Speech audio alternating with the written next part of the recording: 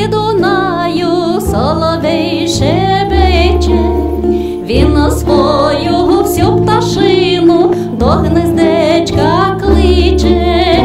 Ой, тьох-тьох, і тьох-тьох-тьох, соловей шебече, він на свою всю пташину до гнездечка кличе. Ой, тьох-тьох, і тьох-тьох-тьох, соловей шебече, він на свою всю пташину до гнездечка кличе.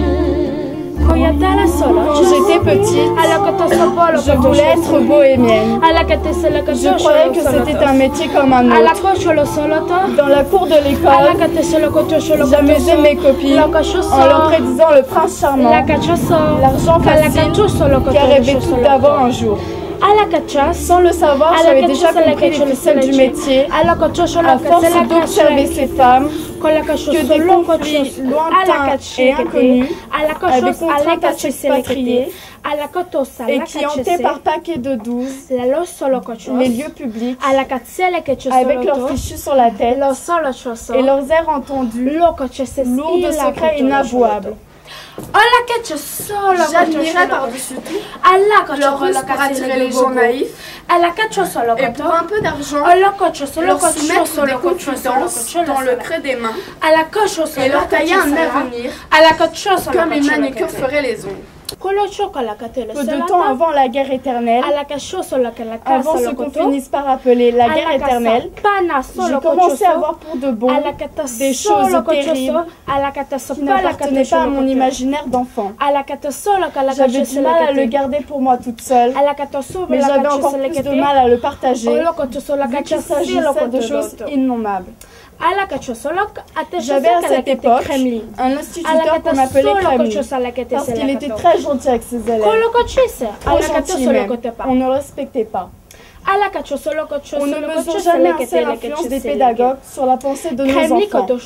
Kremlin me vit un jour bouleversée par ce que je venais de voir dans la main de ma copine Antilope. À force de patience, il réussit à me faire décrire mes visions avec des mots d'adultes, des mots cruels, durs et froids. Bactériologie, infertilité, génocide, et aussi toute la tragédie humaine que sous-entendait l'histoire depuis l'ère industrielle. Ce n'est plus un secret pour personne, mais j'aurais préféré ne pas voir ou ne pas le croire que d'être hanté par cette certitude que la guerre était devenue un système perpétuel pour sauver de sa propre perte le dieu argent, toujours en crise. Personne ne voulait croire à cette époque que la vie même de notre triste espèce de Saint-Chavant était menacée d'extinction.